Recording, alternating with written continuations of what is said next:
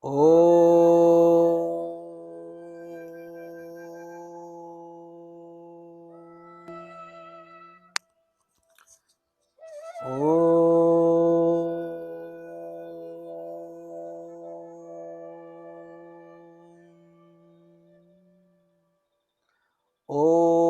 Shri Ganeshaya Namaha. Om Aim Saraswatyai Namaha. Om Shri Guruve Namaha. Om Bhur Bhuvaswaha Tat Saviturvarenyam Bhargo Devasya Dhimahi Dhiyo Yo Nah Prachodayat. Om Krishnaya Vasudevaya Hare Paramatmane Pranata Klesha Nashaye Govindaye Namo Namaha. Om Trayambakam Yajamahe Sugandhim Pushtivardhanam Urvarukamiva Bandhanan Mrityor Mukshiyamamritat. Om Shantihi Shantihi Shantihi. Hari Om Tat Sat. Welcome to Friday evening's Yoga Vashisth Satsang. To all of you, beautiful, dedicated souls, aspirants, wonderful ones who are here always on time for our 7:30 p.m. Satsang, Yoga Vashishtha, once weekly, deep, deep satsang for all of us. Journey to enlightenment, liberation, mukti, the path that we are all searching. With grace of God, that can happen. When many punyas fructify, we get interested in satsang. Many lifetimes of work has to be put together. Otherwise, one excuse or the other, life drags you here and there. तो जब कई जन्मों के पुण्य एकत्रित होते हैं तब सत्संग का सुख हमको प्राप्त होता है. Then only that comes together. So my pranams to each of you for your dedication, waking up early or being here and sacrificing other things. For this is the only wealth that we really take with us. Really take with us. So with this, let's humbly prostrate. Our humble prostrations to our universal energy, God, to our worshipful Gurudev who makes this satsang possible, Swami JyotirmayAnanda Maharaj. May his grace be upon each one of you, all the sages and saints, all the scriptures, all the religions, and to the divinity in every one of you. There is God living in each one of us. So with that grace and with that prayer, let us all join our hands and especially pray for Yogini ji's friend Elena, who passed away due to her illness. Such is life. Nobody knows how many breaths we have on this planet Earth, and that's why we keep reminding ourselves human body is transient. It is here and tomorrow it will not be here. Not only for Elena but for each one. No matter what disease or no disease, corona or no corona, we all have to be departing. This is not a permanent place for us. So the soul, this is why we pray, we do sadhana, satsang, japa, dhyan, kirtan. Why? Because we want to connect with the spirit, not with this transient body. You have had millions of such bodies. They will continue to come and go like waves in the ocean. Just like waves are countless, the bodies are countless. But while you live, you have to take care of it. You have to protect it, guard it. But don't be so attached to it that you forget who you are. You are not this body. So when the body is discarded, surely we grieve, we pray, but the better way to do is pray for the soul. Crying tears of attachment doesn't help.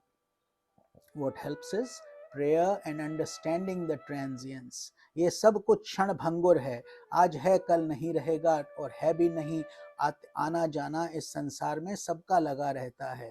तो जब हम ये समझ लें तो हम शरीर से मोह नहीं करेंगे.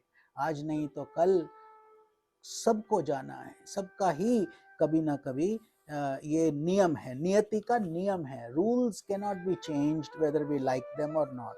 So this is one of the rules of divinity, that human life is transient.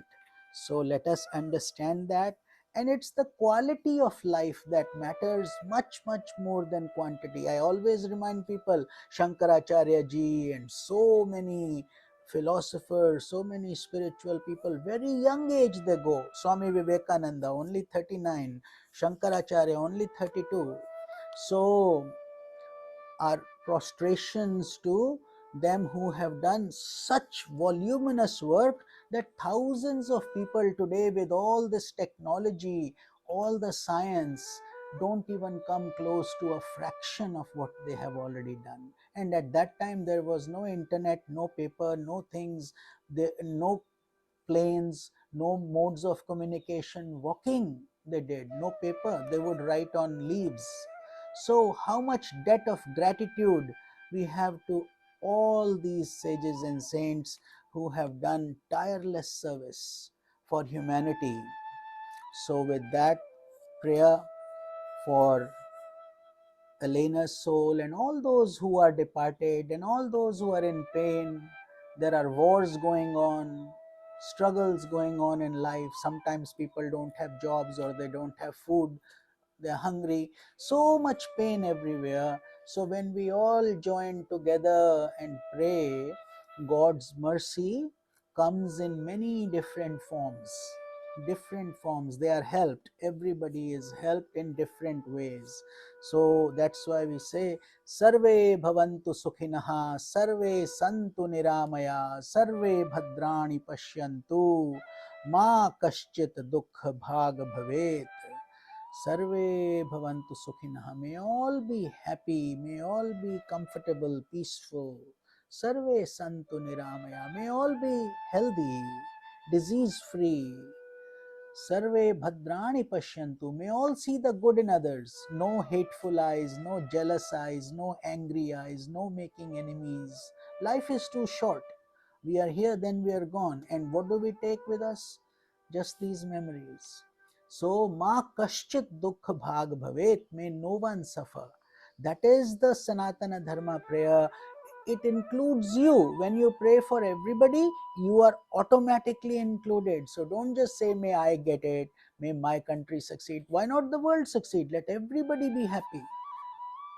Why just me, my family, my home? Mine is automatically included when you include thine. So with that prayer for everybody, let us read our Gurudev's message for today. Swamiji says, blessed self, adorations, Divyatman, Ashirvad. Adversity and prosperity alternate in life. अर्थात दुख और सुख जीवन का नियम है, आने जाने वाली चीजें हैं. But adversity is prosperity in the making. Meaning जब कष्ट आता है तो उसके बाद आपको कुछ सुखद अनुभव होंगे. ये रास्ता निकालो. तो ये सुख दुख आता रहेगा, लेकिन adversity is prosperity in the making. अभी बना नहीं है. Just like we say every sinner is a saint in the making.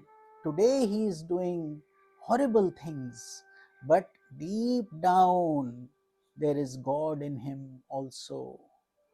Something will happen at some point in some life where the turn will come, change will come. So that is what it is. Failure is a stepping stone to success. अर्थात जब आप सफल नहीं होते हो तो निराश मत हो, दुखी मत हो, वो प्रथम चरण है आपकी सफलता के लिए. Nobody is successful right away. It takes many tries. Many times we fall down, we get up, we fall down, but then we start walking. अर्थात जितना मेहनत करोगे, कष्ट सहोगे, उतनी ही सफलता आपको प्राप्त होगी. Even the darkest clouds promise bright days for the growing crops. So just like the crops need both sunshine and rain, दोनों चाहिए. एक फसल को उगने के लिए वर्षा भी चाहिए और सूर्य का प्रकाश भी चाहिए. तो इसी तरीके से हमको भी जीवन में सुख दुख आते रहेंगे, आते जाते रहेंगे.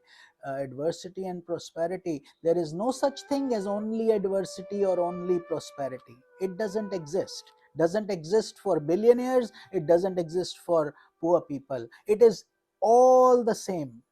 Yet we pray, I wish he's so happy, he has so much money, he has so much fame, he has so much name. You know, it's funny.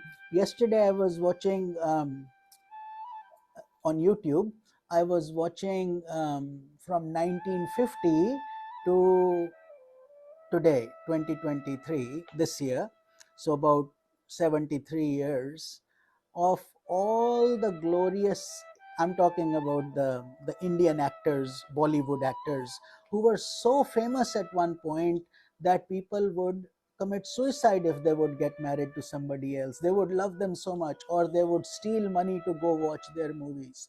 All these people, and then I was watching, they're all gone. So many died. He died like this, died like this, he committed suicide, he did this, he had liver problem, he had heart problem. Everybody is gone.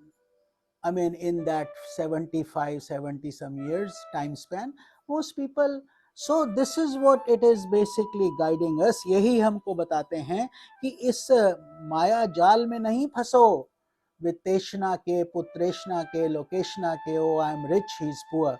I am successful, he is not. I have a big family and he is roaming around just like that. Don't ever degrade anybody, and each person has to go through his own karma. हम सब अपने कर्म का चक्र काटते हैं, तो इसीलिए इस धरती पर सब कुछ क्षण भंगुर है. Intentionally I say all these things because I know when the satsang is over, we get back right into all those things again. उसी चीज में हम दोबारा फंसते हैं, जैसे मधुमक्खी फिर बार बार शहद बनाने में मस्त हो जाती है, हम भी संसार में मस्त हो जाते हैं. We get involved in the world. So this is our cleansing process. We come here to get a shower of vairagya. Vairagya means dispassion. Dispassion means not attaching to God. Yes, every time we should get up. There is no end to how many times we should try. That is the mark of successful people. So do not think that you are permanently confined to a baffling situation and nothing happens in vain. So ये भी याद रख लो कि कभी भी कुछ अकारण नहीं होता. सब चीज के पीछे कोई कारण नियमित है, नियति है. It is destiny, it is destined. So that is why it has come to you. Otherwise it would not have. Don't think that God's plan is meaningless and it's all chaotic. There is very deep science. If something is bothering us at this point in time, it is meant for our evolution, to give us strength, to make us stronger, to perhaps change the direction of our life. And then so many times we say, oh, that was the turning point in my life. That turning point at that time gave you a lot of pain, but because of that turning point, today you are happier, successful and all that. So सब चीज के पीछे उसका रहस्य पकड़ो. Understand the deeper meaning behind it, that God's plan is to give you total evolution, to evolve you, give you what is good for you. God will not say, I will give you what is pleasant for you. You may want delicious, tasty things, but suppose you are sick, the doctor will say, no such things. You have to fast today or only soup. Or you're hungry, only soup. So you think they're very mean. They are not mean, they love you, they want you to succeed, they want you to get better, isn't it? तो ऐसे ही हमको भी समझना पड़ेगा. तो कुछ भी दुख आता है, it will go away. You are not permanently confined to a baffling situation. So what should we remember? Even this shall pass away. ये भी गुजर जाएगा. अर्थात सुख आके चला जाता है, meaning happiness, joys come and depart, and then sorrows also come and depart. Nothing will stay permanently, including your very body that you are so attached to. It will also go. So why be so attached to it? Understand that you are not this body, but you need the body. So nobody is saying you ignore it. Eat healthy, do right things, protect it, guide it, but don't be lost into it. Have patience. मतलब धैर्य, धैर्य रखिए. Have patience. And we studied this during Navratri time. Goddess Lakshmi, she gives you 8 kinds of wealth. We talked about it. So let's quickly talk about them, just so you know. When you pray, you get all, not just money, not just green dollars or gold and this and that, not just. So that is dhan. Dhan means just money. So money gives you comforts, but then you also, what will you do? Will you eat money? Can you eat money? No. You need food to eat, go inside your mouth. So Goddess Lakshmi gives you dhan, she first gives you money, so then you can buy, do something with that money. क्या करोगे? What good is that money if it's sitting in your locker and you die? End of it, end of story. What will happen to it? So then use it productively, use it to help others, use it to help yourself, use it for your studies, for your talents, for doing charity work, doing good in the world. Otherwise, no good. So Dhanya Lakshmi, to eat you need Dhanya, meaning crops, food. So then the third one is Dharya Lakshmi. And here Swamiji is saying have patience. Dharya means patience. So that Goddess Lakshmi, we also pray to her for that. Otherwise we get impatient very soon, or we give up. Either we get impatient or we say, this is not going to work. Prejudging without having the patience. So God, that is Dharya Lakshmi.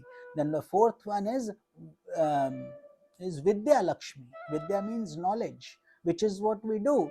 सत्संग में हम क्या करते हैं? विद्या लक्ष्मी, सब ज्ञान लेते हैं. We are trying to get this knowledge of the divine. This doesn't come through classrooms or degrees or getting some college level courses. This comes through devotion, bhakti, heart. तो वहां से, तो then that is Vidya. Then comes Jaya Lakshmi. Jaya meaning victory. After all, we want victory. Victory meaning liberation, mukti, whatever. Victory of the soul over the body. Because the soul is inside, you don't look at it, you're only looking at the body, the comforts, the world, the things, and so on. Then comes Virya Lakshmi. Virya means strength. What will you do if you don't have strength? If you can't even get up from your bed? So we need the strength. We pray to God to give us strength, like Lord Hanuman. Like, so we have the energy to do the things that are important. Then comes Gaj Lakshmi.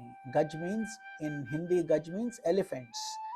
Opulence, grand. Who can afford an elephant? Somebody rich, obviously. So when you have this elephant, meaning opulence, glory, all these things, they come like slaves at your feet. You don't run after them, they run after you. And then comes Saubhagya. Saubhagya means good fortune. How do you get good fortune? By doing good things, not by buying lottery tickets. Don't think, let me go try my luck today. You may do so if you want to, but it's basically a waste of money. What Goddess says is, if you're doing good things, then you're attracting good fortune towards yourself. Meaning, the real good fortune is satsanga, When you are very blessed, then you find this nectar of what is the purpose of my life. That is the real. Otherwise, all these, I'm telling you, this movie, all these film stars I was watching yesterday, where are they today? Gone. Nothing. Everything. Where will we be today, tomorrow? Gone. So then what can we take with us? क्या ले जाएंगे, क्या लाए हैं, ये सोचना पड़ेगा. हम बहुत बड़ा बड़ा बात करते हैं, we talk a lot, but when it comes to materiality, when it comes to practically applying things, we shake up, we are not strong.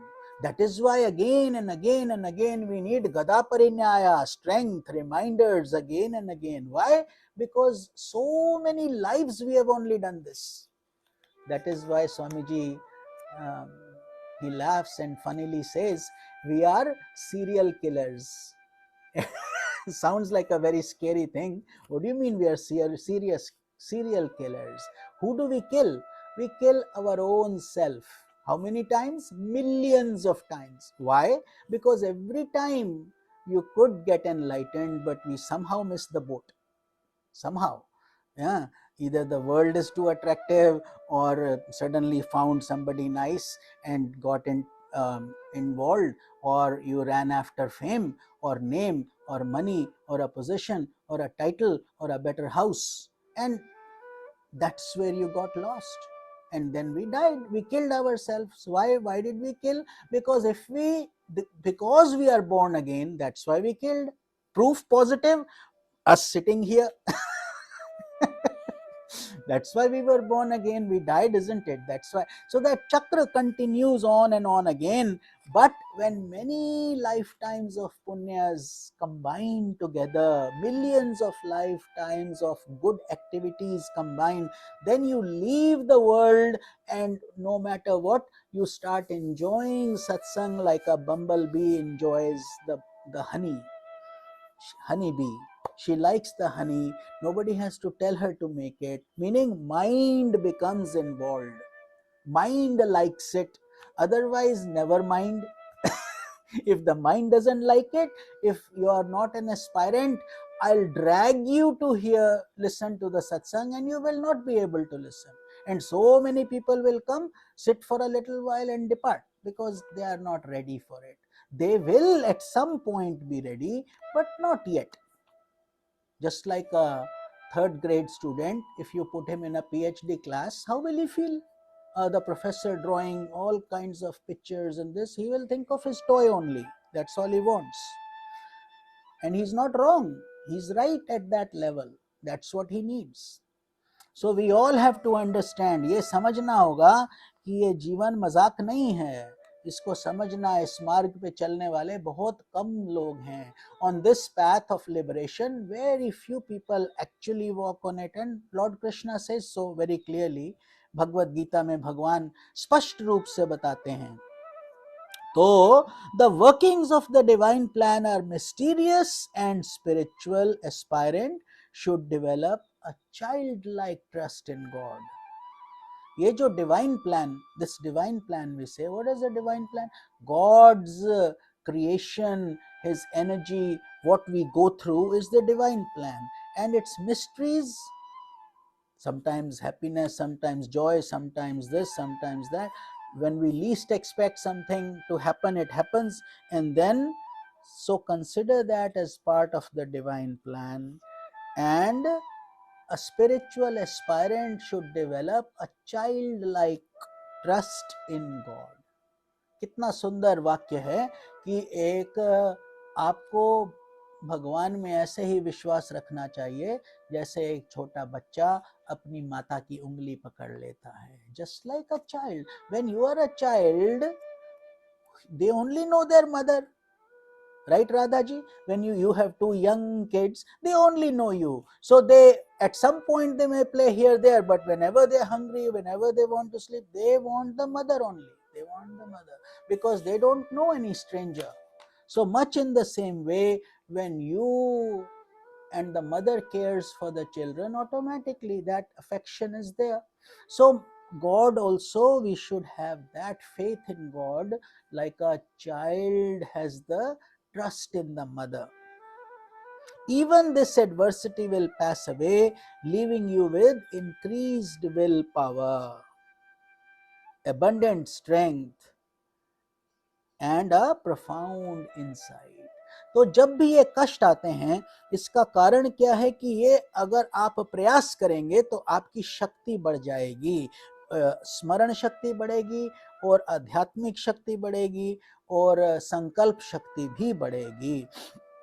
Meaning your willpower improves and your strength comes to you. Just like you go to the gym, you pay money to go to the gym to pick up weights. Why? Because you want to look good, build muscles. How do you build muscles? By picking up weights. That is what you are doing. Adversity is coming to build your muscles, to bring your willpower, strength. That is how. So may God bless you abundantly. With regards, Prem and Om, Dine Swami JyotirmayAnanda. So there, very deep lesson Swamiji is giving us, always reminding us, don't get attached to prosperity and don't be scared when adversity comes. जब कष्ट आए तो दुखी मत हो, और जब बहुत धन आ जाए या बहुत सफलता मिल जाए तो बहुत फूलो नहीं. Don't be too egotistical, don't be too proud. Everything is transient. This also will pass away. ये भी गुजर जाएगा. So with that thought, let us start our kirtan and then we will get into Yoga Vashistha.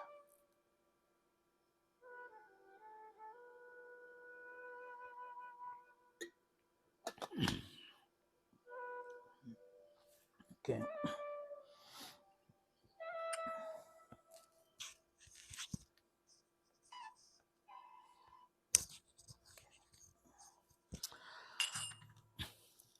जय गणेश जय गणेश जय गणेश पाहि मां. श्री गणेश श्री गणेश रक्ष मां.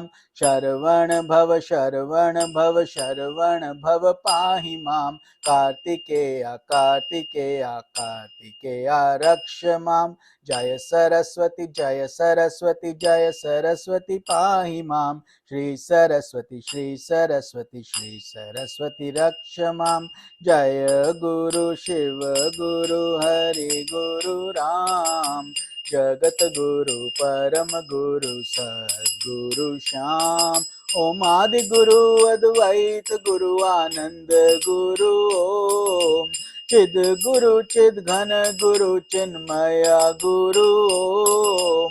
जगत गुरु ओम गुरु सच्चिदानंदा. शंकराचार्य शिवानंदा ज्योतिर्मयानंदा. ओम नमः शिवाय ओम नमः शिवाय ओम नमः शिवाय ओम नमः शिवाय. शिव शिव शिव शिव शिवाय नमः. हर हर हर हर नमः शिवाय. ओम नमो नारायणाय ओम नमो नारायणाय ओम नमो नारायणाय ओम नमो नारायणाय. ओम नमो भगवते वासुदेवाय. ओम नमो भगवते रामचंद्राय. हरे राम राम राम हरे हरे. हरे कृष्णा कृष्णा कृष्णा हरे हरे. आंजनेया आंजनेया आंजनेया पाहि मां. हनुमंता हनुमंता हनुमंता रक्ष मां. ओम शक्ति ओम शक्ति पाहि मां. ब्रह्मा शक्ति विष्णु शक्ति शिव शक्ति रक्ष मां. उमादि शक्ति महाशक्ति पराशक्ति पाहि मां. इच्छा शक्ति क्रिया शक्ति ज्ञान शक्ति रक्ष मां. गंगारानी पाहि मां. भागीरथी भागीरथी रक्ष मां. हरि ओम हरि हरि ओम. हरि ओम हरि ओम. Om Shanti Om Shanti Om. Om Shanti, Om Shanti, Om Shanti, Om. Om Shanti, Om Shanti, Om Shanti, Om. Om Shanti, Om Shanti, Om Shanti, Om. Om Shanti, Om Shanti, Om Shanti, Om. Om Shanti, Om Shanti, Om Shanti, Om.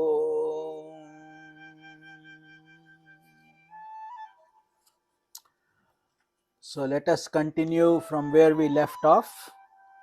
We are getting to the concluding stages of this beautiful scripture, and as soon as it finishes, we will go back to volume 1 and start from there again, because many of you have come and gone in this process.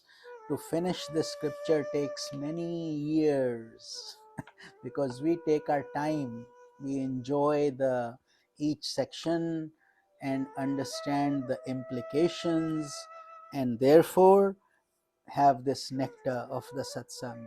Today we will be studying section 206 of Nirvana Prakarana, the final concluding pages of Lord Rama's enlightenment and his validation to his Guru Vashistha Muni in the palace of King Dashrath, Lord Rama's father. And to remind everybody, Lord Rama is only 15 or 16 years of age. 15-16 वर्ष की आयु है अभी भगवान राम की. Not yet married, not yet, no kids yet, hasn't been gone to the woods or anything like that, not even been crowned king. So he's one of the royal princes of the palace. Section 206, the story of King Pragyapati. Pragyapati, it's a very interesting, he's a very interesting king, very nice king, but too many questions he has, full of inquiries. So what we will do is I will read his questions and we will not contemplate on those questions right away, because the solution is coming. Like Arjuna gave this, that, so many logic he used. I would rather go beg, I would do this, I would do that, the women will become corrupt, the men will be gone. So many things, I would rather become a sannyasi. Why are you asking me to fight? Here King Prajapati is, Pragyapati is asking all these questions, but then Vashistha listens, Vashistha Muni is listening, and later he will respond to the answers. So this is how it goes. Sri Rama asked, O sage, how did the pure ether of consciousness become converted into this universe? And they are all profound questions. They are all deep questions. Just like your dream question, when you are dreaming, your question may be, why did I win a lottery? Why did this happen? Why did that happen? That's question came up in your dream. Now you are awake, no lottery, no nothing, not a penny. So was it right or wrong? Was it a fact or fiction? So, O sage, Rama asked, O sage, how did this pure ether of consciousness become converted into this universe? Valid question. Because if it was only ether, we say nothing existed, nothing will exist in the end. So what is this that we are watching? The satsang we are doing, the cars in sitting in our garage, the food, the kitchen, the fridge, the work, our clothes, what is all this? So this is the question, how did this universe come into being? How far does this universe extend, and how long will it continue to exist? Distance reminds me of Priyaji's lovely song today. Everybody enjoyed that, so wonderful job, Priyaji. Now, but she was smart enough to figure it out. So she said, journey without distance. Really, here also, how long will it, how far we'll go? Mars we have gone, moon we have gone, distance. So ultimately, distance and time both have to be transcended. But while you are within that time, within that distance, there is a distance, there is a time. So how long will it continue? These are obvious questions. At what time when was world created? What time? It was back in the dinosaur era at 2:22 in the morning. Would that answer be better for you? When time itself didn't exist, how could time come into being? What time was it? So these are called ati prashna, meaning why did God create this world? In other words, that's what they're asking. So Shri Vashistha replied, this universe appears without any cause. Now, you could argue why, how. So therefore its appearance is illusory.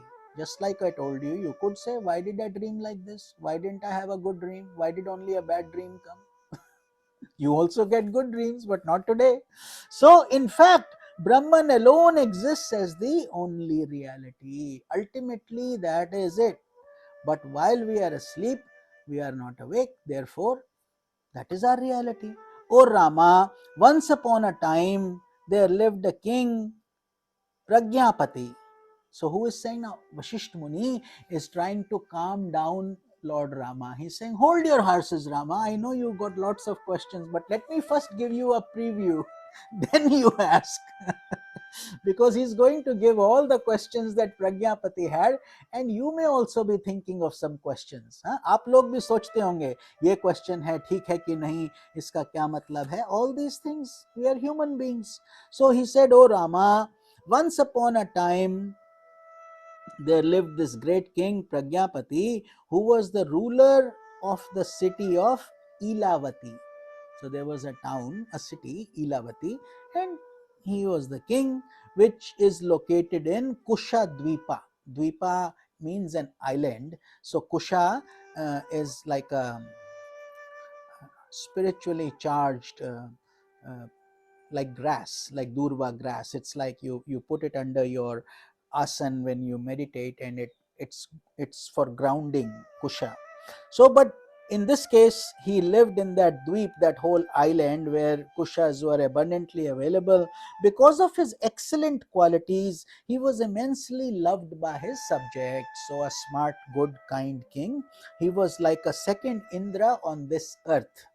Just like the Indra of heavens, he was the Indra of earth. One day, led by some purpose, coursing through the sky by my yogic powers, I descended in the royal court of the king, even like a falling sun. Because this is Vashisht Muni, full of siddhis and enlightened, and he had physical powers and all that. So he is going through that. The king worshipped me by offering flowers, water, and other sacred materials, and then seated by my side, and he asked great questions. So the king wanted to have satsang with Guru Vashisht. See, this is truly why Sanatan Dharma is so powerful, so profound. You will not see that. Not that Sanatan Dharma is not a religion. Please don't confuse it with Hinduism and this and that. ये बहुत ध्यान से सोचने वाली बात है. That this is not a religion. It's a way of life. It's a concept, and every religion becomes part of it, because you cannot refute anything, and it respects everybody only. So that is why. Why? Because kings used to also have this thirst for knowledge. They were not egotistical. Oh, look at me, I am the king, I own everything, I own the whole continent. They never said that. They had everything, but they were caretakers. This is how they would live in this world. Some kings were greater than saints. King Janak, Raja Janak, Sita Mata's father, enlightened king, enlightened soul. Lord Rama also ultimately ruled, became a king only. So the king then asked great questions, meaning he also wanted to know the depth of this creation, etc. So King Pragyapati asked, O sage, during the dissolution of the world, nothing remains, right? We say pralay, then everything is dissolved. What then is the material cause of the next creation? He's asking.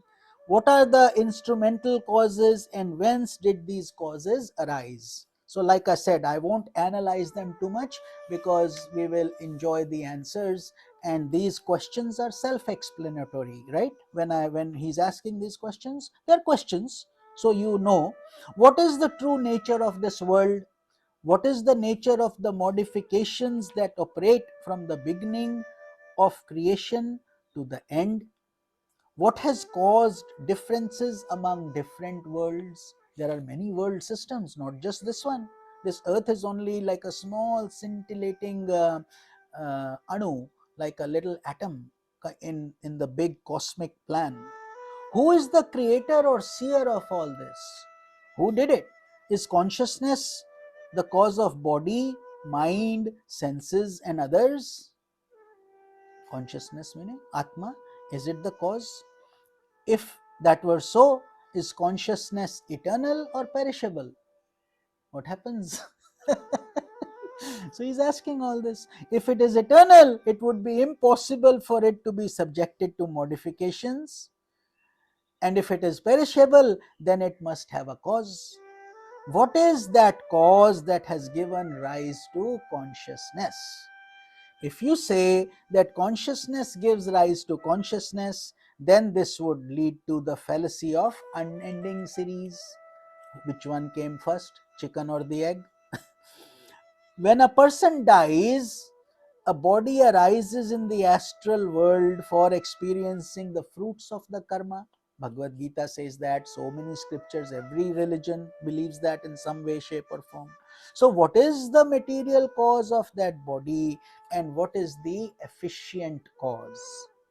Material cause is the created, efficient cause is the creator. Like a potter creates a pot. A pot doesn't create by itself, it's made of mud, but you need somebody. A goldsmith makes jewelry, ornaments. He has the gold, he has the technology, the know-how, he does it. You cannot do it if you don't know. So it would be impossible for dharma or adharma, dharma meaning virtue, adharma meaning vice, which are formless, to give rise to a body with form. It would be impossible. He's questioning. If you say that a person ceases to be after his death, you would be adopting the view of the materialist. Eat, drink, be merry.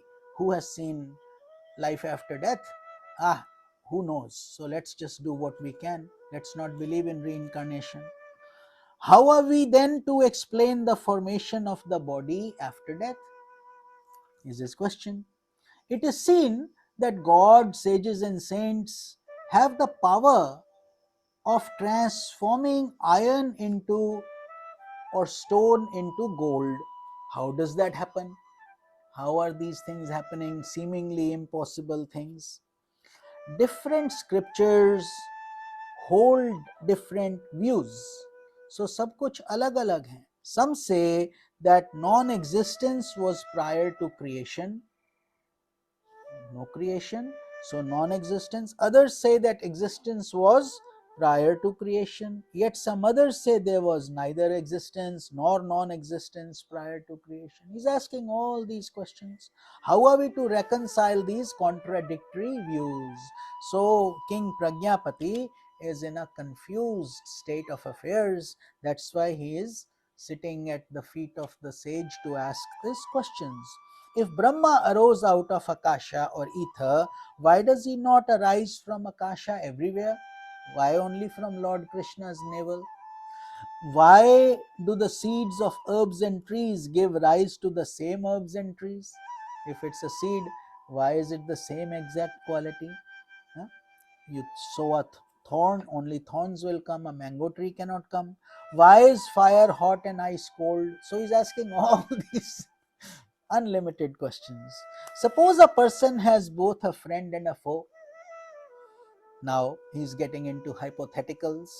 The friend offers his own life in Prayag, an important pilgrimage center, for the sake of prolonging the life of the person, and the enemy offers his own life for the destruction of the person. How will these two contradictory wishes be fulfilled? One wants him to die, one wants him to live. So he's asking all these questions. Suppose there are many upasakas, meaning practitioners, meditation, who practice meditation, each of them has the will, may I become the moon god. How will it be possible for so many moon gods to exist at the same time? Because we say we see only one moon, we see only one sun. So he's asking like that. Suppose 1,000 persons desire the same lady. Could happen, right? Somebody very pretty, so many people want her, they are all attracted. So they desire, and each of them practices meditation to acquire her as his wife. As a result of that meditation, how will it be possible for all of them to have the same lady? Huh? They are all doing it, they are all sincere, they all love her, but they cannot have her. And suppose that lady has practiced austerity with the sankalpa of being established in brahmacharya. She is following your path, the path of enlightenment, yoga. What then? What will happen? So all these questions he's asking. O sage, suppose someone receives a boon that his spirit will not go outside of his own room at the time of his death, and at the same time he would be the ruler of the 7 continents for a long period of time. How can these two contradictory things happen? So if you are getting that you will be living forever, why would you die? Where does adrishta, the unseen karma, abide? That which gives rise to the future experiences of pleasure and pain. Adrishta means something that is not visible easily. If it were to abide with the person, then since the person is no more after death, who is there to experience the fruits of karma? All these interesting questions he's asking. Huh? O sage, give me instructions pertaining to Brahman which destroy all doubts and the knowledge of which overcomes all the contradictions of this world as well as the next. So ultimately he's basically saying, O sage, O Guru Vashistha Muni, give me instructions that pertain to Brahman, which is the super conscious state, ultimate through which consciousness erupted. That's why they say Guru Brahma, not Brahman. First we say Guru Brahma, Guru Vishnu, Guru Devo Maheshwara. Brahma, Vishnu, Mahesh, they are within they are called Ishvara, they are called creators of this universe, gods. But who created them? Who created Brahma? Who created Vishnu? Who created? That is Brahman, that ultimate source. That's why we call divine consciousness, energy, God, Christ, Allah, Krishna. All these are names and forms, all of them, no matter what we believe, how we believe, but ultimately there are not infinite gods, there are not infinite things, only one creator. So therefore he says all your doubts will be removed and the contradictions will be reconciled. These are all the questions he quickly asked, because he doesn't know, once the sage leaves, when will he get the opportunity of that level of intellectual wisdom from a sage who will answer his questions. So answers to the questions of King Pragyapati. Pragya is the word for intuitive intellect. Intuitive intellect, meaning you can't grasp that intellect through just your mind, or just by reading spiritual books, or just by memorizing shlokas. You That comes to you through penance, tapasya, sadhana, which is what you all are trying to do, we are all trying to do together. That is what it is. And when it happens in a flash, like a lightning flash. That's how quick it is. Whenever that time is right, that's all it will take. But to get to that lightning flash, you have to go through all this preparatory work, ready, sadhana, understanding the theory of karmas, what are karmas, why should I practice spirituality, what is death, what is life, what are scriptures, what is meditation, devotion. All these things boil down ultimately into that one lightning flash that will come, and then all the questions dissolve. Because if you are blind, no matter how you explain the elephant, you will only call it a leg or a pillar or a wall or a snake or a rope or a winnowing fan or whatever. And when the minute you get eyes, you'll say, oh, that's just an elephant. Right away. You don't need to analyze, don't need to read scriptures. All that is then stopped right away. But you have to reach that state. You cannot get it immediately. So Shri Vashistha is now answering. He patiently listened all this while. What can he do? So many times we start arguing about a question. No, it is not like this, it is like this, it is this, this, this. And how do you end up? With a headache only. No solution, just headaches. Because these have no answers. No simple answer. So Shri Vashistha said, O king, I will explain to you the nature of the self, knowing which all your doubts will be dispelled. So this is high, very high level satsang.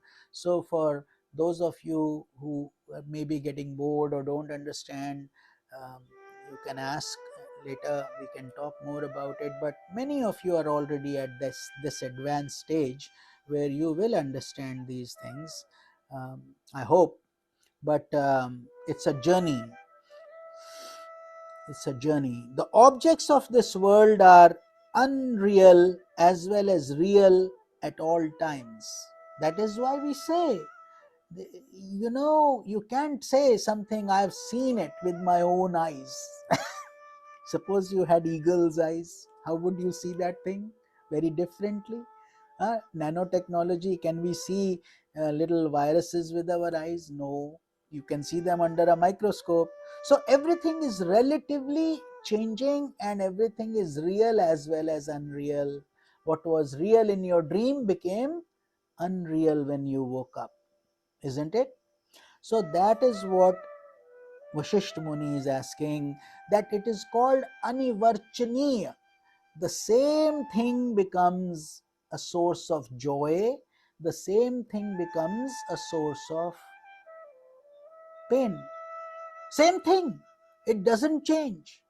Same water, when it's very cold and 4 o'clock in the morning you have to take a shower, you will be very much in pain. You will not like that water at all. But suppose the same water now becomes hot, right temperature, comfortable, heated up, you will love to take your shower. You won't even want to come out of it.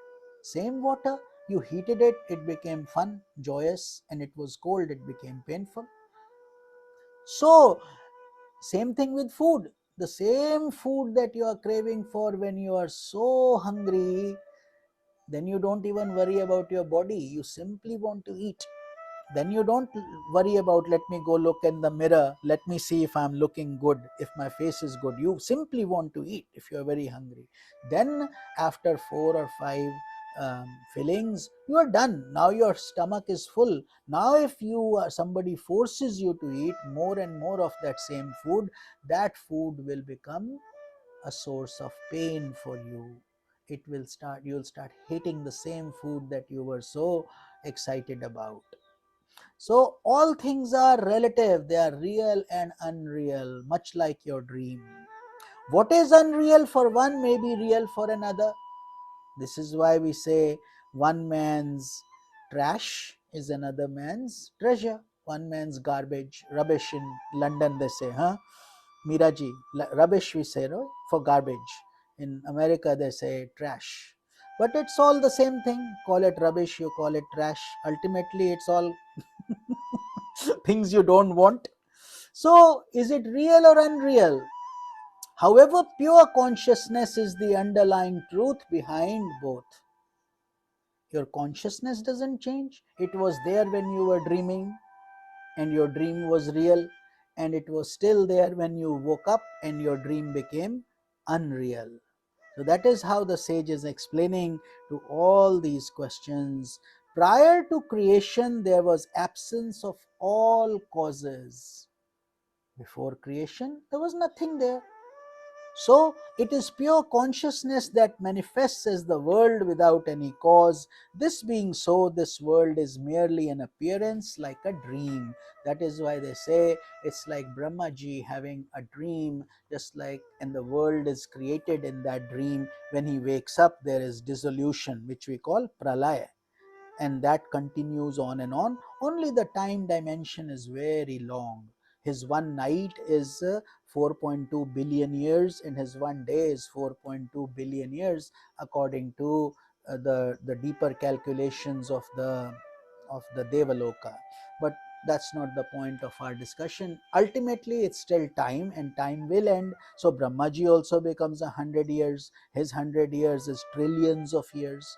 Our meager life is what, 80, 90, 100 if we are lucky, and whatever. Then we also go. Much in the same way, Brahma also comes and goes, Krishna, all these things. Even Lord whenever he comes as a avatara, he also has to go. Lord Krishna has to die, Rama has to die, they all go. So nothing is permanent on this planet earth.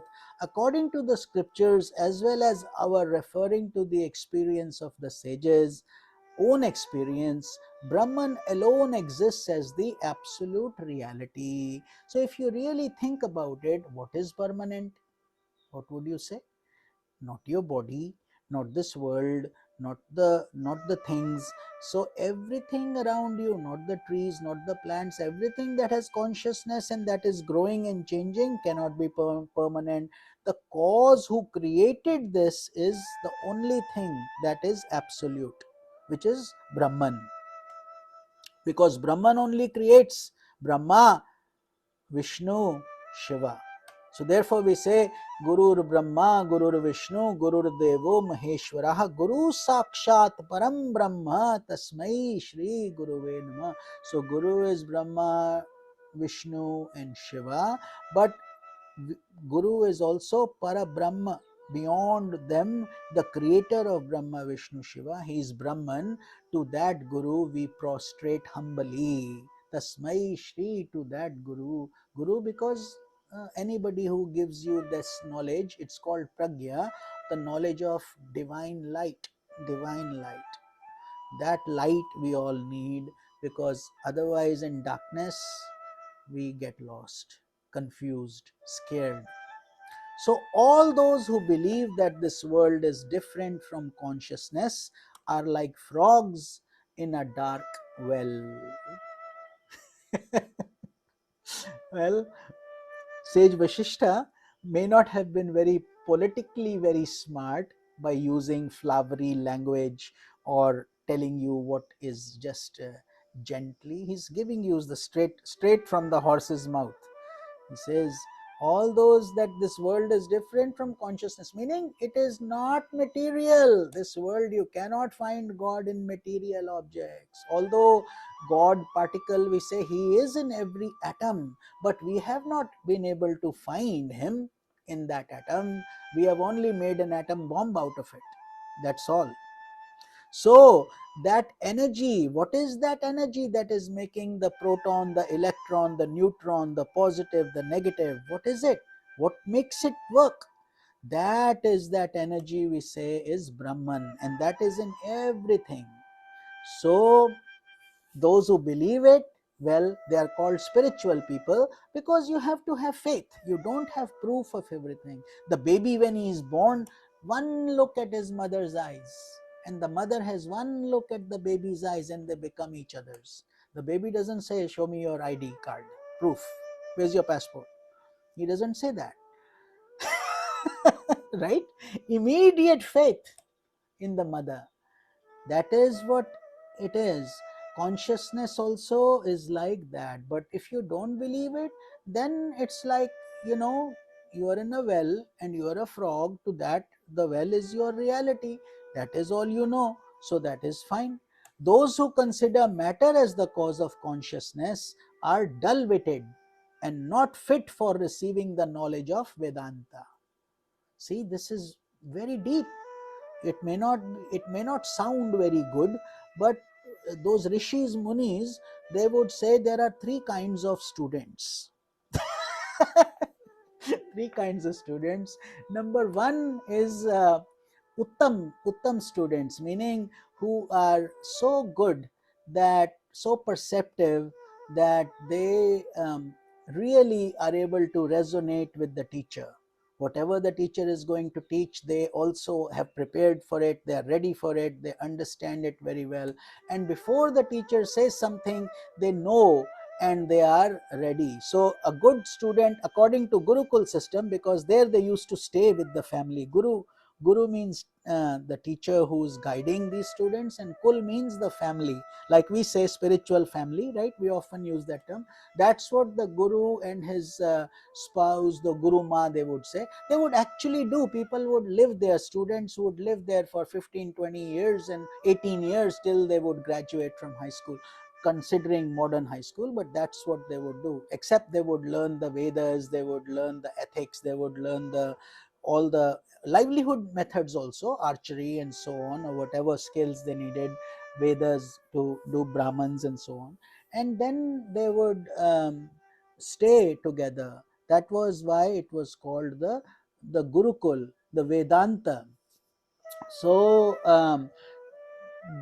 such a student who would know what my guru is going to say, he is considered a superior student, because if the teacher wanted firewood, he would know, oh, firewood was finished last night, let me go get some for my guru. Automatically he would run, go get it without the teacher's asking. The medium student now is, whatever the guru says, he does it. He says go get firewood, he will go get it. So the best one is one who is perceptive, like Nachiketa. We had read about this, the mystery of the soul. So that is a high class. Then middle class is, do this, he does it. Okay, so he's doing exactly what is required. Go clean the kitchen, he'll go clean the kitchen, but only to the extent that the guru said. Nothing more, nothing less. And then the third kind of students are inferior students, students who don't understand. It takes lot of effort on the teacher's part, and again they get distracted, or they get lost, or they miss the class, or they get sick or something, they don't come, they don't have the drive, inner drive is not there. So those are the inferior students. So therefore God here, um, another way to look at it is, I'll use another example. This is because the reason I'm saying it is because many of you are advanced, many of you, so many people, we talk to all kinds of people, right? We are dealing in the temple, we are dealing with this people, so many people, Guruji this, Guruji that, and they are really just surface level, nothing is there. 2 minutes later you ask them a question, they're all gone, lost. But here what it is that true souls, so the three kinds of things. One is that you have uh, the worst ones are like plantains or banana tree. Have you ever seen a banana tree?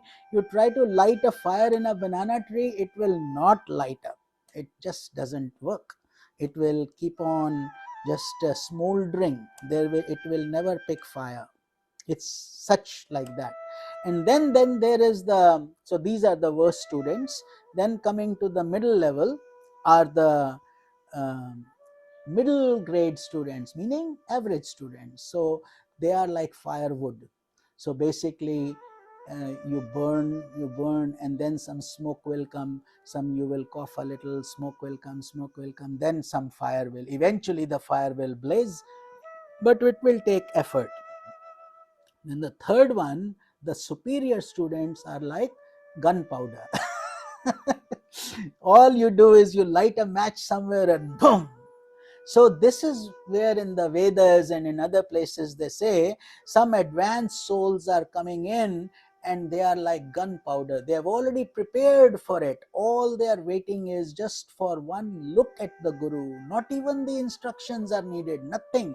Automatically that it's, what do we say in English? The last straw broke the camel's back. So it's just something as light as that, as just a tip, a guidance, just a touch, something will happen. Or you pick up some memory from their past. They've already worked so hard and then they are already so good. So here the Guru is clearly saying, these people who argue about material things, who say there is no reincarnation, nothing like that, there is no consciousness, only material success is everything, he says, don't teach Vedanta to them, don't go preach Bhagavad Gita, don't talk about Sanatana Dharma. It is all going to be your problem. If you go into a dark alley at 2 a.m. in the morning where there is gambling going on and you are a very pretty girl all alone, be careful, use your brain, don't do it, just don't do it. You may then don't blame others, oh this happened, that happened. Why? Because we didn't use common sense, we were doing something foolish. Here God is saying the same thing. Don't try to force spirituality on people who are not ready. That is sinful. It will backfire, and you will be responsible for it also. We will say, why? We are doing good things. Yes, but use common sense. Give it to, if somebody is not hungry, don't force feed them, isn't it? That's the deeper meaning. So those who study the Vedas under the guidance of the Guru attain spiritual knowledge which dispels all doubts. This is why they say understanding the Upanishads, the Vedas, the Bhagavad Gita, all these are extremely detailed, extremely profound subjects, and they have to be studied under proper guidance to attain Brahma Vidya. This is called Atha Brahma Vidya Jigyasu in Brahma Sutras, Upanishads, all that. So, that which dispels all doubts, those who study the Vedas under the guidance of the Guru attain spiritual knowledge. So that takes time. It takes, the soul has to be ready. Otherwise, the best of the Gurus will come, you will simply argue. You will say, why this, why this, why this, why? Because you are not ready yet. It's simply that. You are simply not ready for that discussion. And that the soul is not ready. So therefore, when you are a sincere, serious aspirant, which are very few in number, it's not a quantity issue. It's not about, oh, so many people, I have so many disciples. Most of these gurus only had a few. Buddha had a few, Guru Nanak had a few, and Shankaracharya ji had a few, because it's not about quantity, it's the quality that we are talking about. Quality is very, very, very important, and our sincerity, our faith, and it's okay, some people will resonate with it, some people will not. But a guru is not a human body. It's not somebody that, okay, he's selling tomatoes, let me go buy some. It doesn't work like that. If a dull aspirant were to ask, if all this is consciousness, why don't we see consciousness in a dead body? Right? You could say that. He says, we reply, what do we reply? That just as the dream world arises in your own mind, in the same manner, this world arises in Brahma's mind. Therefore, it's a cosmic dream. And though all being and objects in dream are nothing but consciousness, and you can prove it out yourself, right? You dream, you know, you see things, you hear things, you experience things. So dreams are nothing but consciousness. Living beings seem to have consciousness in them. That is why you are seeing it. How could you be seeing that dream while your eyes are closed, the room is dark? Who is showing you the colors? Who is showing you the sound? The all this kahan se ho raha hai? Where is all this happening? So while the inert beings appear in unconscious, so even things like, it doesn't matter to the stone doesn't have to wake up, but you do, because you are sleeping, you'll wake up. You have consciousness that is awake through your actions and everything. In the same manner, all objects, living and inert, are nothing but pure consciousness. So even a stone has consciousness, pure consciousness, inert things, but they don't have senses to express themselves. They don't have eyes, they don't have ears or a nose or a touch or a mind or all that, but consciousness is still there. Otherwise it would not exist. In your dream you see rivers, you see stones, and you also see people, you see human beings. Why? So that is what it is. So just as the waking dream is not related to the dream world, in the same manner the world or astral worlds experienced after death is not related to the world experienced during one's life. Please understand, this is why, can you be awake and be dreaming at the same time? No, we are not talking about just having your eyes open and thinking or daydreaming. Not that. When you are sleeping in your room, in your bed at night, and you have a dream, are you awake? No, you are dreaming. If you are really dreaming, you are sleeping, and then when you are awake, you are not dreaming. Only those, and or you go to deep sleep where you are neither dreaming nor you are awake. Only these three things can happen. These three things only happen to all of us. So this is, just as your waking world is not related, unreal, to the dream world, they cannot be in it at the same time. Either you are dreaming or you are awake. Isn't it so? You have to ask yourself these questions because they are deep, and when we are not ready, our ego immediately would want to raise its head and ask questions or get upset. So it is not related to the world experience during one's life. So they are mutually exclusive, as we would say in math. They don't intersect anywhere. You cannot bring any part of your dream world during your waking state. Memory may be there. You will get up and say, oh, I remember that dream. And then that dream also goes away. Just as time and space of the waking world do not apply to the dream world, in the same way, the realities of this world do not apply to the astral worlds that are experienced after one's death. Does that make sense? Where do they go? Why don't we see them? What should we do? And this, that. So that is all it is. They have moved on to a different level of consciousness in a different dream state. The body consciousness is Atma. Atma, spirit, Holy Ghost, whatever you call it. Nothing can happen to it. It cannot die. Water cannot wet it. Fire cannot burn it. Weapons cannot pierce it. It is simply indestructible, and it is created and it continues forever and ever. So realities of this world do not apply to the astral world, and thus we don't see them. They are different levels of consciousness. 10 people sleep, they all dream different things in the same room, and the space is expansive. There is no restriction of space in a dream. When you live in a house, you say, oh, this room is very small, or I need more space. But do you say, give me more space for my dream? I'm going to dream big tonight. I have a mountain coming in my dream. So what? It could be a mountain, it could be oceans, it could be the sky, anything.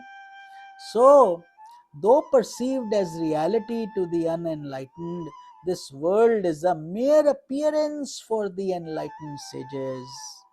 So, simply like we are asleep, when we wake up, we are not asleep anymore. Much in the same way, we are asleep in the world process, and the enlightened sages have woken up. They have had that light of flash, that flash of that light, where all there, they have woken up, while we think we are awake, but we are really asleep.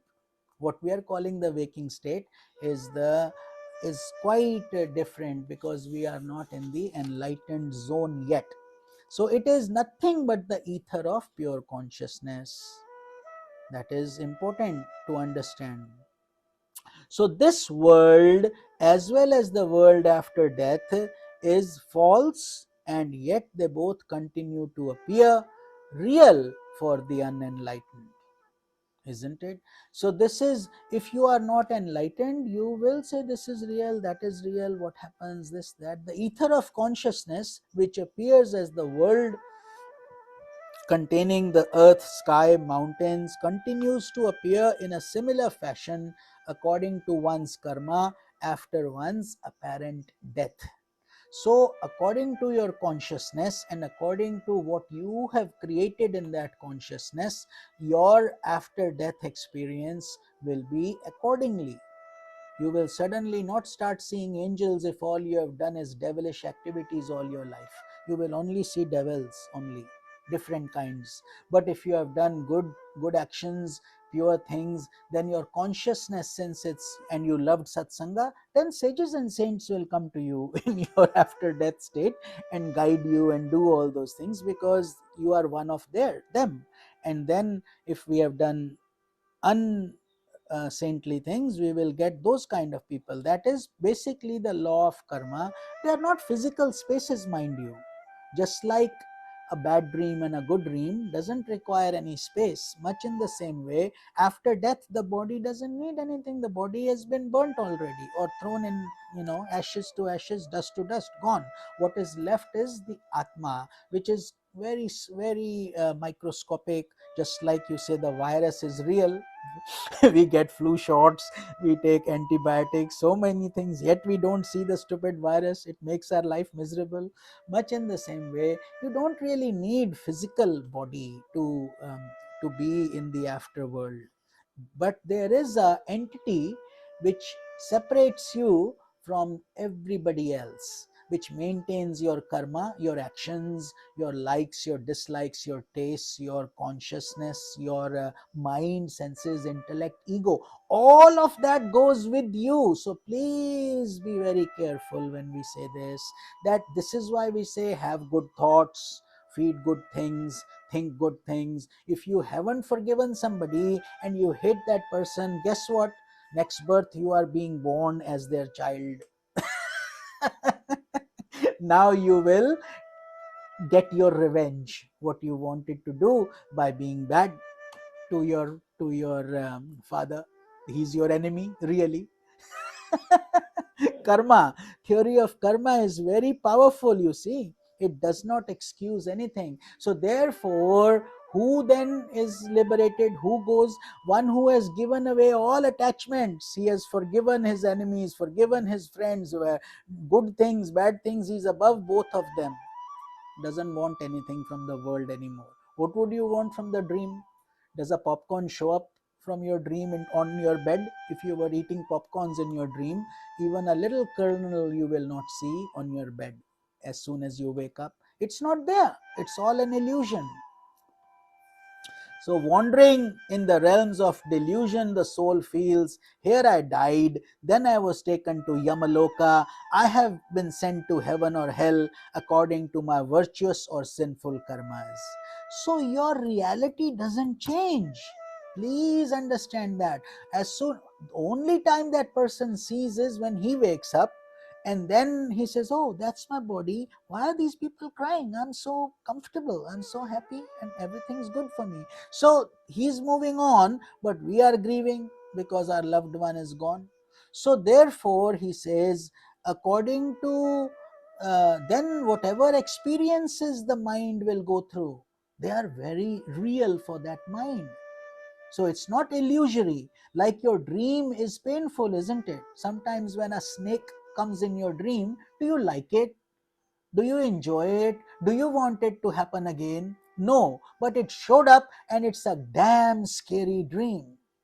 And no matter what you do in that dream, you try to yell, you try to do this, to do that, the only solution is to wake up. That's it. Till then, everything you will do, the dream grass, the dream mountain, the dream gun you have, the dream knife, all that will not work. Much in the same way, when we pass away, this consciousness will go with us, and then we create our own loka of this is called our in transit state. Like you are taking a flight, you are in flight, You haven't reached your destination and you have already left um, your home, your place where you live. So now you are in between. So what will happen to these souls? They are in between. They will experience hellish or heavenish conditions based on their chitta vritti. Yogas chitta vritti nirodha. This is what Patanjali Maharaj reminds us every time, that cleanse, purify, so we don't have any entanglements, any desires. That Lord Krishna in the Bhagavad Gita, Kama, Krodha, Lobha, these three things, anger, greed, and desires, endless desires. Kill them, he says. Lord Krishna doesn't mix words. Kill them. Get rid of them. If you don't, what will happen? I wanted this, I wanted that, and then you will get that. In heaven, you will see those things because you desired them, and then you will come back as soon as your karmas end, and then the baby is born. That's how. So, ignoring the teachings of the scriptures, those who do not practice listening, reflection, and meditation continue to be deluded, but those who resort to these practices attain enlightenment. What more do you need? If all of you, I'm talking to all of you serious aspirants, what more do you need? Death or no death, body or no body, what else do we need?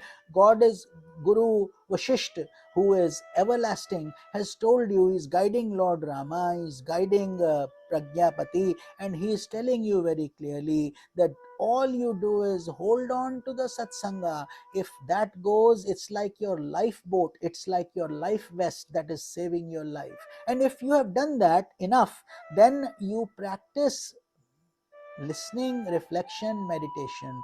What we do now, what we are doing now is, I'm speaking, you are listening, and then you should reflect upon it. Reflect upon it. So many things we touched upon. So contemplate on it, think about it, then meditate. So just like in school we tell the students, 1 hour of teaching means 3 hours of studies. Then you will pass the exam with good marks. Otherwise you may fail also. If you don't study, all the time you are playing only, then satsanga is going in, but it will settle inside the consciousness. Everything helps. Every little, even one Ram Naam helps. It takes half a second to say it. Even that will help. But you have to, it will come up through your consciousness in some other life. But we don't, those of us who are thirsty and we want water and we want it now, we have to then understand these are the things. So here Vashistha Muni is very clearly saying, those who don't practice this, that is why it's a lifelong event. Don't think it will take 1 year, 2 years, 6 months course. Huh? No, no such thing. Look at all these sadhaks here. Priyaji has been doing it for what, 30, 40 years, first with her guru and now this, that. So it's a journey for a lifetime. Many people go through many lifetimes before they get totally purified. But if you have been under good guidance, under good masters, and you have also become a good student, and we talked a lot about it. Are you a average, medium grade, below grade, or a high grade student? Up to you. Up to you. It's directly proportional to what we do, and we progress accordingly. It's directly like that. So why we take sannyas? Why did I take this path, and why I became a sannyasi? Because this thing hit me so hard. Like, you see all these things, you see death in front of you, you see people going through so much misery, ups and downs, and yet we are so addicted to everything, and we speak so much, but yet we can't give up anything. So then, and because my guru told me two things, he says, look, sannyasa, because there is a process of enlightenment. Not anybody wearing orange clothes will be enlightened. Many people are worse than sadhaks. So you are probably more enlightened than many sadhus I know personally, who are wearing these clothes and all that. It doesn't make you enlightened, but it puts you on the path. Now what you do with it is up to you. So the guru will say, okay, now accelerate your sadhana, accelerate your progress, and intensify your sadhana. That's it. Those two words, intensify your sadhana, means your sadhana should get intense. not mild, not light, not running here, there, this, that. Oh, today's satsang, okay, let me attend that also. But fitting into 50 other things. Not that. So basically, when that level of hunger comes, and even then we get sucked like a vacuum cleaner sometimes. It's not easy, because then people talk about this, talk about that, and the world will pull you. But you have to understand that this is the holy path, the path of liberation, and therefore sadhana needs intensity. When you intensify it, what happens? Acceleration happens. When acceleration happens, you will fly, no doubt. Have you seen a flight? When you sit in a plane, what happens? The plane is so big and fat, you don't even know what's happening, and you need a trolley to even move it. Don't they move it with that force? Little trolley pushes it back, and the people are guiding it.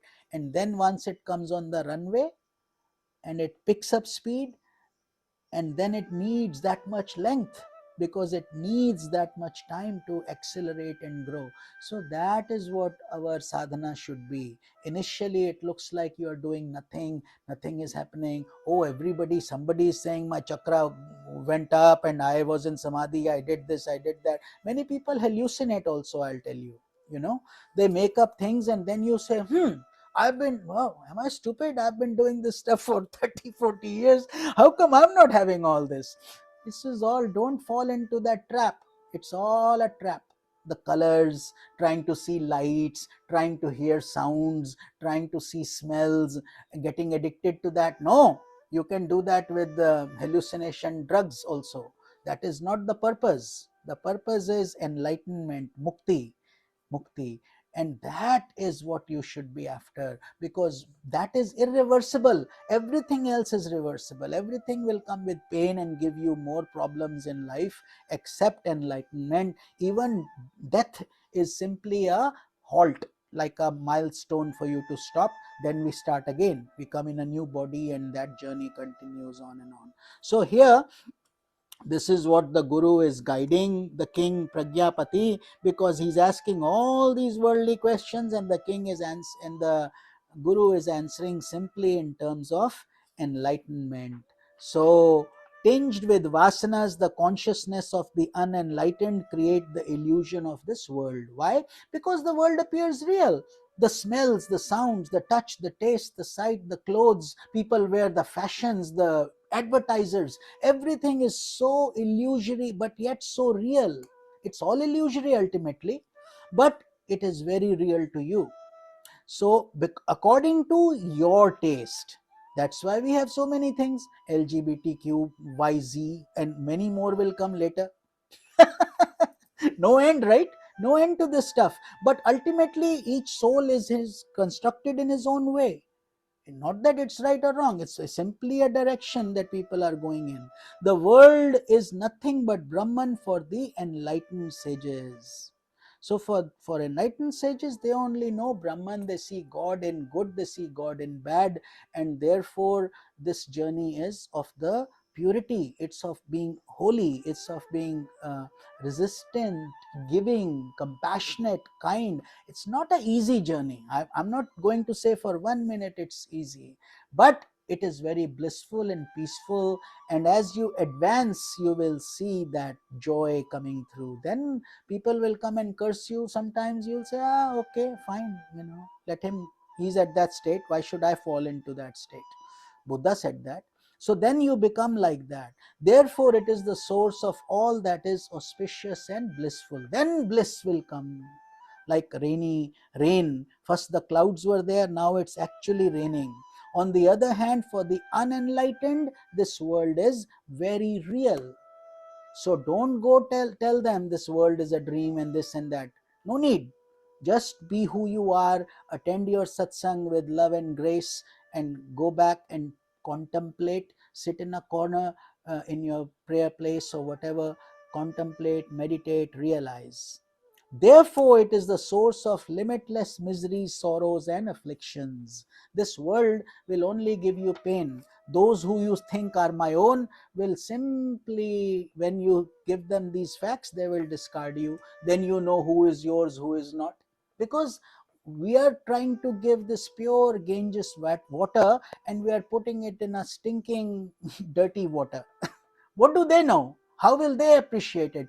They don't know what it is, and we are trying to give them this knowledge, so they have to be purified and fit first. This is what Guruji is talking about, Vashistha Muni.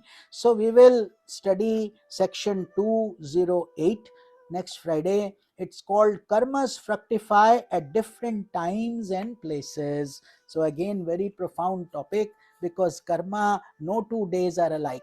Happiness and joy alternate. Kings become paupers, paupers become kings. Huh? We hear every day this person, clerical person, won a $50 million lottery, this, that. But being happy by that is not a great thing. It is all illusory stuff.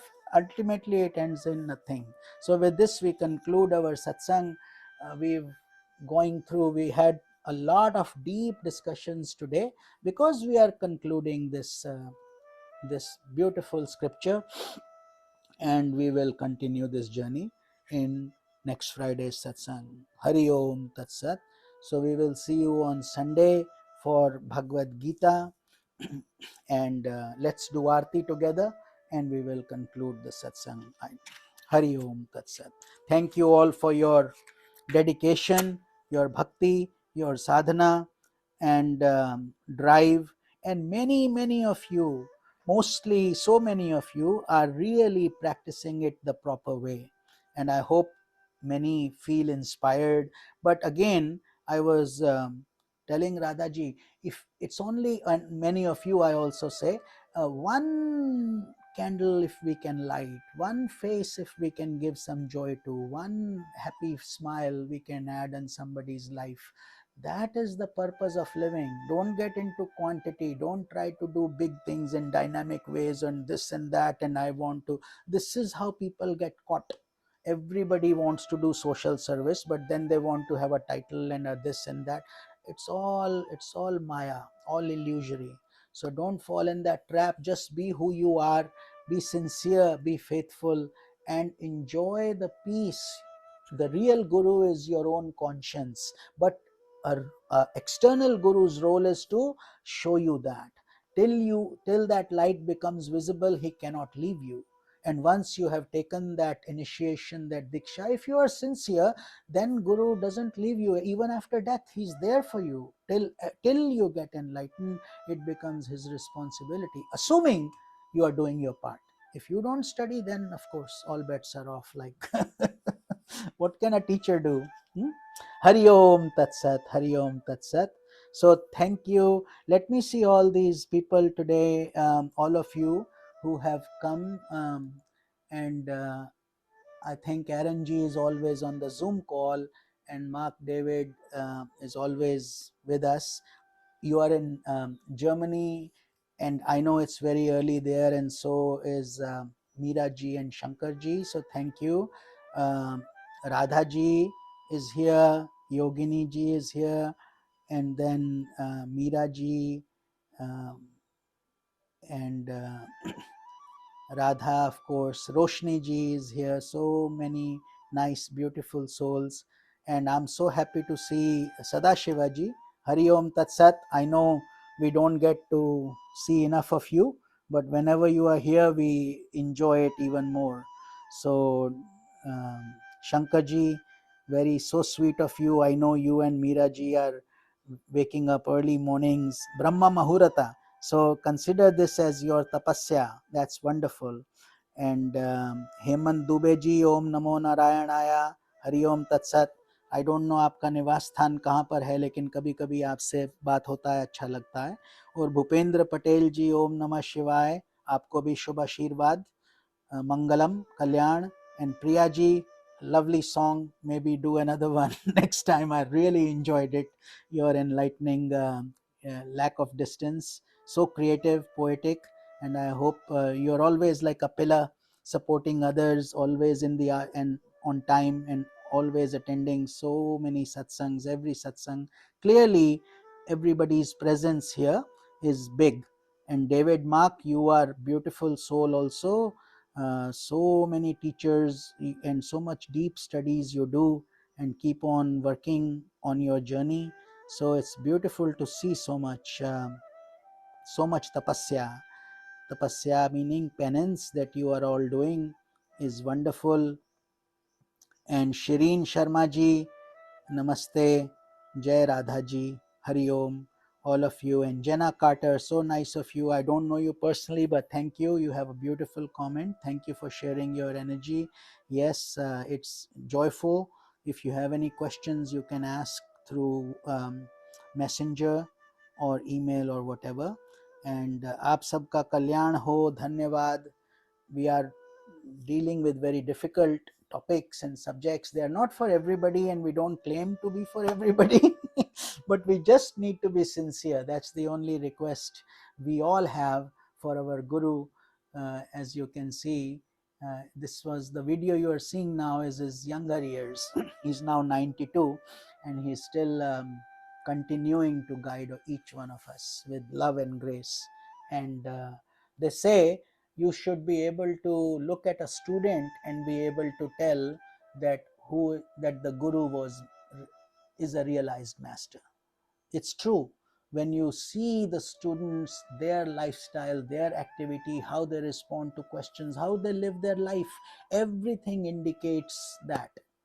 So it is very joyful to see so many of you on this path. Hari Om Tat Sat, Hari Om Tat Sat. So let's do Aarti, then we'll conclude. जय जय आरती विघ्न विनायक श्री गणेशा। जय जय आरती सुब्रमण्य कार्तिकेया। जय जय आरती वेणुगोपाला वेणुलोला पाप विदूरा नवनीत चोरा। जय जय आरती वेंकटरमणा संकट हरणा सीतारामा राधे श्यामा। जय जय आरती गौरी मनोहर भवानी शंकर सांबा सदा शिव उमा महेश्वर। जय जय आरती राजराजेश्वरी त्रिपुर सुंदरी महाकाली महालक्ष्मी महासरस्वती महाशक्ति। जय जय आरती आंजनेया हनुमंता। जय जय आरती दत्तात्रेया त्रिमूर्ति अवतारा। जय जय आरती सद्गुरुनाथा शिवानंदा। सद्गुरुनाथा ज्योतिर्मयानंदा। जय जय आरती वेणुगोपाला। ओम न तत्र सूर्यो भाति न चंद्र तारकं नेमा विद्युतो भाति कुतोऽयम् अग्निः तमेव भान्तमनुभाति सर्वं तस्य भासा सर्वमिदं विभाति।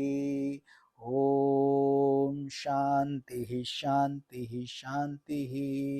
ओम। So let us all chant 3 Triambakams for the departed soul.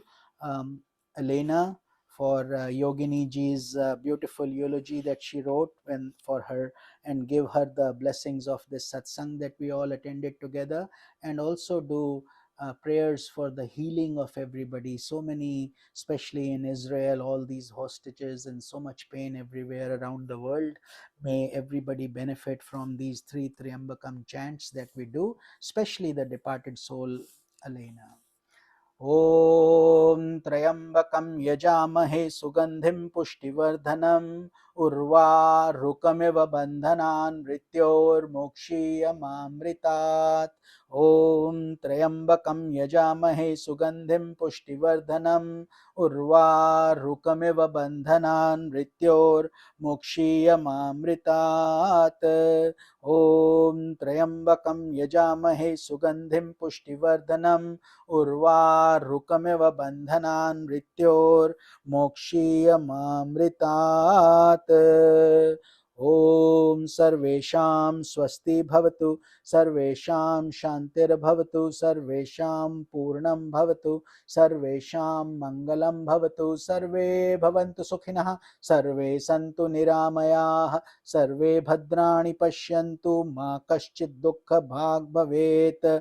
असतो मा सद्गमय, तमसो मा ज्योतिर्गमय, मृत्योर्मा अमृतं गमय।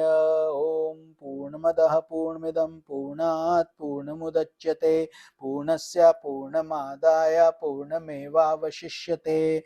ॐ करचरणकृतं वा कायजं कर्मजं वा श्रवणनयनजं वा मानसं वापराधं विहितं विहितं वा सर्वमेतत्क्षमस्व। जय जय करुणाब्धे श्री महादेव शंभो, जय जय करुणाब्धे श्री महादेव शंभो, जय जय करुणाब्धे श्री महादेव शंभो। समस्त लोकाः सुखिनो भवन्तु। ॐ ब्रह्मर्पणं ब्रह्महवि ब्रह्मग्नौ ब्रह्मणाहुतं ब्रह्मैव तेन गन्तव्यं ब्रह्मकर्म समाधिनः। अहं वैश्वानरो भूत्वा प्राणिनां देहमाश्रितः, प्राण अपान समायुक्ता पचामन्यं चतुर्विधं। हरिः ओम तत्सत्। ब्रह्मर्पणमस्तु। समस्तलोकाः सुखिनो भवन्तु। ओम शांति शांति शांति। Hari Om Tat Sat. Divine blessings, love, light, peace, prosperity, healing to each and every one of you. And we will see you on Sunday morning at 11 a.m. for Srimad Bhagavad Gita.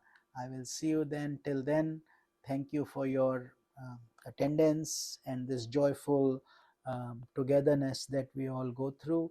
This is the most blissful time that we spend, at least I spend together with all of you. Hari Om Tat Sat. Hari Om Tat Sat.